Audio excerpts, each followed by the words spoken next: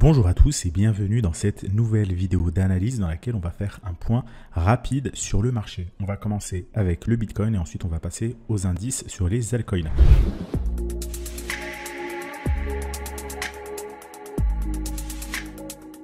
Alors, le Bitcoin en unité de temps mensuel, vous le voyez, on est toujours collé à la borne haute des bandes de Bollinger. On est toujours en tendance haussière à long terme sur le Bitcoin suite à la cassure de cette résistance des 70 000 $.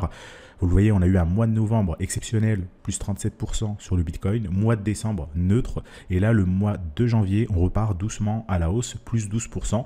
Donc vous le voyez, le Bitcoin toujours en tendance haussière, il peut consolider, retracer un petit peu, mais la tendance de fond reste haussière et a priori il y a de très fortes chances évidemment que l'année 2025 clôture avec un Bitcoin au-dessus du prix où ça a ouvert le 1er janvier, donc une année évidemment fortement haussière sur le Bitcoin en 2025. Si on regarde à un peu plus court terme sur l'unité de temps weekly, pas grand chose, ça consolide, on a le mouvement ici qu'on a eu sur le mois de novembre et depuis on consolide finalement depuis environ un mois et demi, 2 mois, le Bitcoin ne fait pas grand chose, actuellement il est à 104 000 $, hier il a touché un pic à 108 000 $, mais si on regarde il y a 2 mois environ, on était plus ou moins sur les niveaux actuels aux alentours des 100 000 $. Donc sur 2 mois glissants, le Bitcoin n'a pas fait grand chose.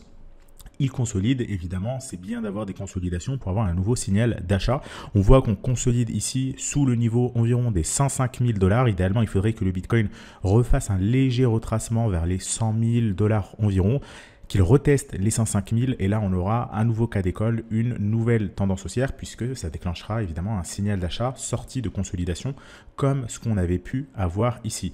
Là pour le moment c'est un petit peu trop tôt, les bandes de Bollinger sont pas mal écartées. Si on regarde sur l'unité de temps 3D, ici, le prix du Bitcoin a eu le temps un petit peu plus de consolider. Donc, on voit la consolidation dont je vous parlais un petit peu plus tôt qui date d'environ un mois et demi, 2 mois maintenant. On a des bandes de Bollinger resserrées. Le prix du Bitcoin a testé à plusieurs reprises le support des 90 000 $. Regardez les nombreuses mèches qui s'arrêtent sur les 90 000 $ pour le support. Et pour la résistance, c'est environ les 105 000 $. Donc, le Bitcoin toujours en train de ranger. Idéalement, il faudrait un retracement vers les 100 000 $, un petit peu moins, avant de repartir. Maintenant, est-ce qu'on aura ce retracement? Avec l'investiture de Trump qu'on a eu hier, on a eu pas mal de FOMO sur le marché, notamment par rapport à son token, justement le Trump qui a pas mal pumpé. Et donc, ça peut déclencher potentiellement un marché haussier sans retracement, même si je privilégie quand même d'avoir un retracement. Voilà pour l'unité de temps 3D sur le Bitcoin. Pas grand chose à dire de plus, ça consolide. Il faut avoir une forte bougie d'impulsion qui clôture largement au-dessus des 105 000 $ pour donner un signal d'achat. Avoir une bougie qui clôture reste quand même quelque chose d'important parce que regardez, si on bascule sur l'unité de temps daily, hier on est bien parti toucher les 109 000 $. Pour autant, on n'a pas clôturé, on a eu une mèche, donc c'est vraiment important d'attendre une clôture au-dessus de cette zone de résistance.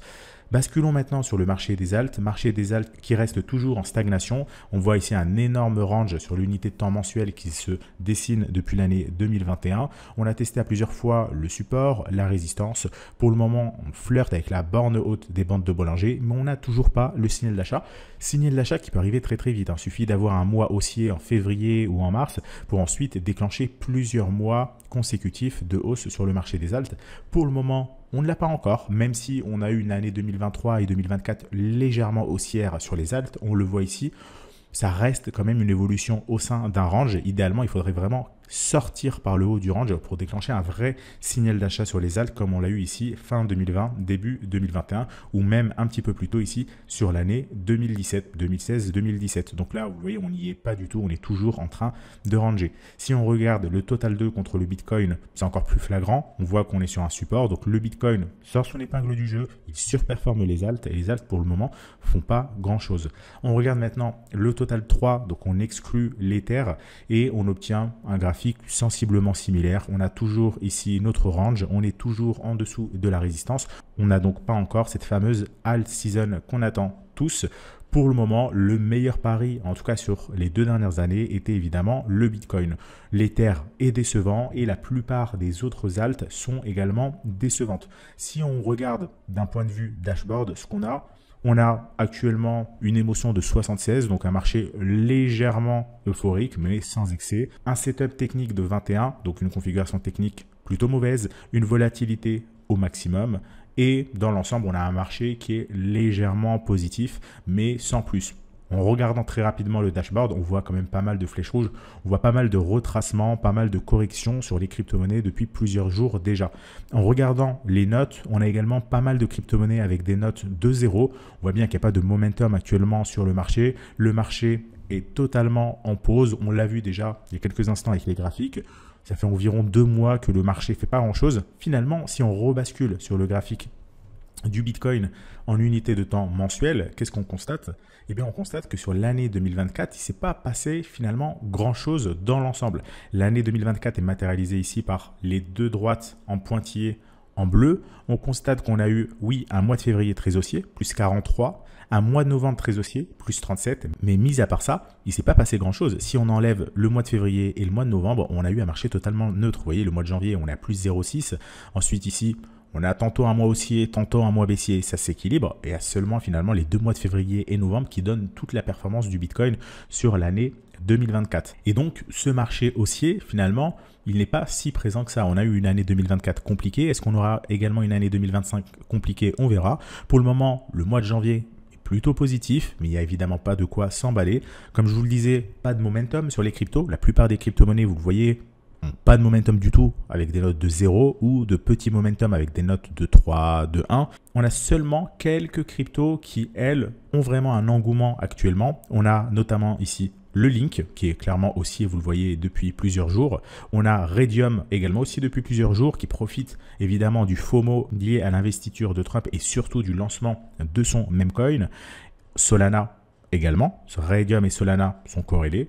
Et ensuite, on a en bas XRP qui a une bonne note avec un petit peu aussi XLM qui sont toutes les deux en général assez corrélées. Mais mis à part ça, le marché, vous le voyez, est dans le rouge. Alors, on va prendre l'une des crypto-monnaies que j'ai citées, le Link par exemple, pour regarder son graphique. Alors déjà, sur l'unité de temps mensuelle, pas grand-chose, en tout cas pas grand-chose sur l'année 2022-2023. Vous voyez, longue stagnation. Là, ça part, ça recorrige. On fait le pullback sur la résistance. Et là, par contre, ça semble être vraiment le moment pour le Link de se réveiller. Ça semble être en train de repartir. Vous le voyez, on est en train de casser la borne haute des bandes de Bollinger. On a cassé ce précédent sommet. Donc, le Link qui a un momentum de 100 est tout à fait justifié. On bascule sur l'unité de temps weekly. Pareil, suite à ce retracement, c'est en train de pas mal monter. Et si on regarde sur l'unité de temps daily, c'est un petit peu plus faible. Ça a pas mal consolidé, mais clairement, le Link est une crypto-monnaie à surveiller.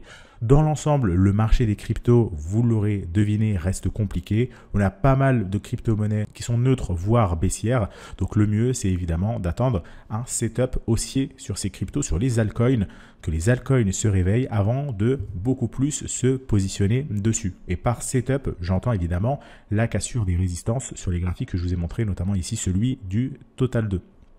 D'un point de vue positionnement de notre stratégie, aujourd'hui, on est majoritairement positionné, mais pas intégralement. Vous le voyez, on a 56% de Bitcoin, on a un petit peu de XRP dont j'ai parlé il y a quelques instants, mais sinon on a quasiment un quart du portefeuille en stablecoin.